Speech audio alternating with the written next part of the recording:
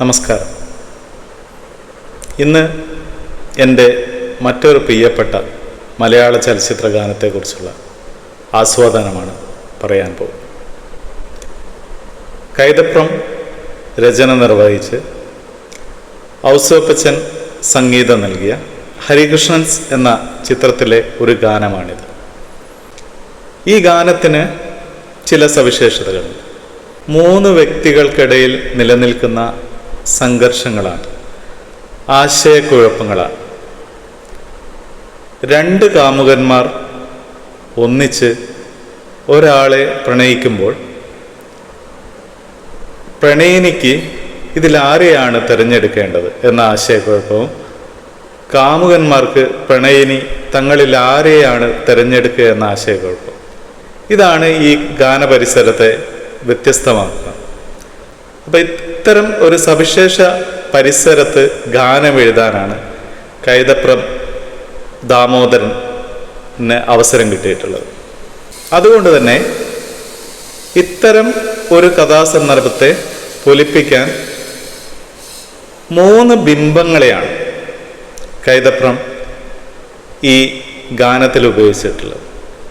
1 സൂര്യൻ, 2 ചന്ദ്രൻ, 3 സന്ധ്യ. ഇനി ഈ പാട്ടിലേക്ക് വന്നാൽ, പൂജാബിംബം മിഴി തുറന്നു, താനെ നട തുറന്നു, സ്വയംവര സന്ധ്യ രാജകുമാരി നിന്നു തിരുനടയിൽ. പൂജാബിംബം മിഴി തുറന്നു, താനെ നട തുറന്നു, സ്വയംവര സന്ധ്യ രാജകുമാരി നിന്നു തിരുനടയിൽ.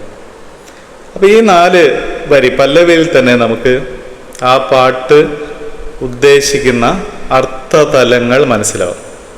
1-2 പദങ്ങൾ അതിൽ നിന്നെടുത്ത് പരിശോധിച്ച്, സ്വയംവര സന്ധ്യ, സ്വയംവരമാണ് നടക്കാൻ പോകുന്നത്. അതായത് സ്ത്രീ ഒരാളെ വരിക്കാനുള്ള തയ്യാറെടുപ്പിലാണ്. അതായത് 1-ൽ കൂടുതൽ വിവാഹാർത്ഥികൾ ഇവിടെ നിരന്നു നിൽപ്പുണ്ട്. അതിൽ ഏതെങ്കിലും ഒരാളെയാണ് ഈ സ്ത്രീക്ക് വരിക്കാൻ കഴിയുന്നത് എന്നതാണ് ഏറ്റവും പ്രസക്തമായിട്ടുള്ള കാര്യം. പിന്നെ സന്ധ്യ, സ്വയംവര സന്ധ്യ എന്നുള്ള പ്രയോഗം. സന്ധ്യയ്ക്കും ഒരു പ്രത്യേകതയുണ്ട്. സന്ധ്യ എന്ന ബിംബം എന്തുകൊണ്ട് കൈതപ്രം ഇവിടെ ഉപയോഗിച്ചു? സന്ധ്യ പകലിൻ്റെ അറുതിയാണ്, രാത്രിയുടെ പ്രാരംഭമാണ്. അപ്പം പകലിനും രാത്രിക്കും ഒരേപോലെ സ്വന്തമായ, അല്ലെങ്കിൽ പകലിനും രാത്രിക്കും ഒരേപോലെ സ്വന്തമല്ലാത്ത ഒരു അവസ്ഥയാണ് സന്ധ്യ എന്നുള്ളത്. അപ്പോൾ സന്ധ്യയായിട്ടാണ് ഈ ഒരു കാമുകിയെ കൈതപ്രം ബിംബകൽപ്പന ചെയ്തിട്ടുള്ളത്. അടുത്ത വരികളിലേക്ക് വന്നാൽ, സൂര്യൻ ഉണർന്നു, ചന്ദ്രൻ ഉണർന്നു, മംഗളയാമം തരിച്ചു നിന്നു, സൂര്യനും സ്വന്തം, ചന്ദ്രനും സ്വന്തം, നീ ഇതാർക്ക് സ്വന്തം. സൂര്യൻ ഉണർന്നു, ചന്ദ്രൻ ഉണർന്നു, മംഗളയാമം തരിച്ചു നിന്നു, സൂര്യനും സ്വന്തം, ചന്ദ്രനും സ്വന്തം, സന്ധ്യയെ നീ ഇതാർക്ക് സ്വന്തം. അപ്പം എന്താണ്? നമ്മൾ നേരത്തെ പറഞ്ഞ പോലെ പകലിനും രാത്രിക്കും സ്വന്തമായ ആൾ. പകലിൻ്റെ നാഥൻ സൂര്യൻ, രാത്രിയുടെ നാഥൻ ചന്ദ്രൻ. അപ്പം ഇതിൽ സന്ധ്യയോടാണ് ചോദിക്കുന്നത്, നീ ഈ 2 പേരിൽ ആർക്കാണ് സ്വന്തമായിട്ടുള്ളത്? ഇനി അടുത്ത ലൈനിലേക്ക് വന്നാൽ, എന്തിനു സന്ധ്യയെ നിൻമിഴിപ്പൂക്കൾ നനയുവതെന്തിനു വെറുതെ, 1000 കിരണങ്ങളോടെ ആശീർവാദങ്ങളോടെ, സൂര്യവസന്തം ദൂരെ ഒഴിഞ്ഞു, തിങ്കൾ തോഴന് വേണ്ടി, സ്വന്തം തോഴന് വേണ്ടി. അപ്പം സന്ധ്യ ആർദ്രമായ സന്ധ്യ, മിഴിനീർ പൂക്കൾ വർഷിക്കുന്ന സന്ധ്യ. അപ്പം ഒരു ആത്മസംഘർഷം, ഈ കാമുകരേക്കാൾ വലിയ ആത്മസംഘർഷം ഈ കാമുകി ഉൾക്കൊള്ളുന്നുണ്ട്. കാരണം ഈ തിരഞ്ഞെടുക്കപ്പെട്ട 2 പേര് എന്താണ്, അവരുടെ സ്വഭാവ സവിശേഷതകൾ കൊണ്ട് ശ്രദ്ധേയരായ ആൾക്കാരാണ്. അപ്പം അതുകൊണ്ട് തന്നെ തെരഞ്ഞെടുപ്പിനെ അതൊരു സങ്കീർണമായ അവസ്ഥയിലേക്ക് എത്തിക്കുന്നുണ്ട്.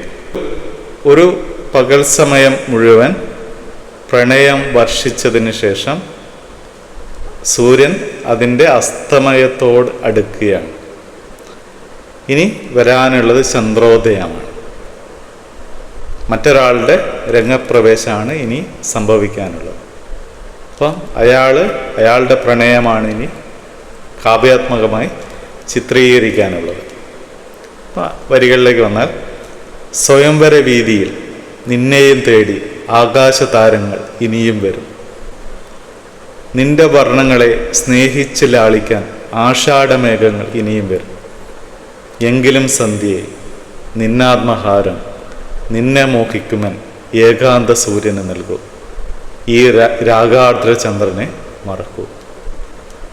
അപ്പം ചന്ദ്രൻ സന്ധ്യയോട് പറയുന്നത് എന്താണ്? നിന്നെ കാണാൻ ഇനിയും സന്ധ്യയായി ആകാശത്ത് നിരവധി നക്ഷത്രങ്ങൾ തെളിഞ്ഞു വന്നിട്ടുണ്ട്. അവരെല്ലാം നിന്റെ സൗന്ദര്യത്തെ ആസ്വദിക്കുകയാണ്. അതുപോലെ തന്നെ ആഷാഢ മേഘങ്ങൾ ആകാശത്തിലൂടെ സഞ്ചരിക്കുന്നുണ്ട്. അവരും നിന്റെ സൗന്ദര്യത്തെ ആസ്വദിക്കുകയാണ്. എങ്കിലും ഇതൊക്കെ സംഭവിക്കുന്നുണ്ടെങ്കിൽ കൂടി നീ എൻ്റെ സുഹൃത്തായ ഏകാന്ത സൂര്യനെ വരിക്കൂ എന്നിട്ട് ഈ രാഗാർദ്രമായിട്ടുള്ള, ഈ അനുരാഗത്താൽ വിഷണ്ണനായിട്ടുള്ള ഈ ചന്ദ്രനെ മറക്കൂ എന്ന് ചന്ദ്രൻ ആവശ്യപ്പെടാം.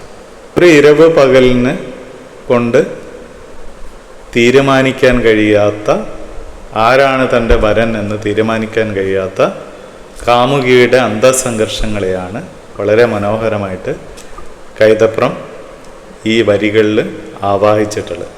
ഇനി ഹരികൃഷ്ണൻസ് എന്ന സിനിമയിലേക്ക് വന്നാൽ നമുക്കറിയാം, ഹരികൃഷ്ണൻ എന്നുള്ളത് മമ്മൂട്ടിയും മോഹൻലാലും ചെയ്ത കഥാപാത്രങ്ങളാണ്. ഗുണങ്ങൾ കൊണ്ട് സമ്പന്നരായിട്ടുള്ള കഥാപാത്രങ്ങളാണ്. അപ്പം അതുകൊണ്ട് തന്നെ ഈ രണ്ടുപേരെ ആരെ തിരഞ്ഞെടുക്കണമെന്നുള്ള ധർമ്മസങ്കടം തീർച്ചയായും ജൂഹി ചൗള ചെയ്ത മീര എന്ന കഥാപാത്രത്തിനുണ്ട്. അപ്പം മീരയുടെ ആത്മസംഘർഷങ്ങളിലൂടെ, അതേപോലെ തന്നെ ഹരിയുടെയും കൃഷ്ണൻ്റെയും ആത്മസംഘർഷത്തിലൂടെ മനോഹരമായി കടന്നു പോകുന്ന ഒരു കവിതയാണ് കൈതപ്രം രചിച്ച ഈ മലയാള ചലച്ചിത്ര ഗാനം എന്ന് പറയുന്നത്. അപ്പം അതേപോലെ മനോഹരമായിട്ട് ഈ പാട്ടിന് ഈണം നൽകിയിട്ടുള്ള ഔസഫ് ബച്ചറാണ്. അപ്പം ഇത്തരം പ്രതിഭകളും അവരുടെ അത്യന്തം കാൽപ്പനികമായിട്ടുള്ള ഭാവനകളുമാണ് മലയാള ചലച്ചിത്ര ലോകത്തെ അനുദിനം സമ്പന്നമാക്കുന്നത്. ഓക്കെ.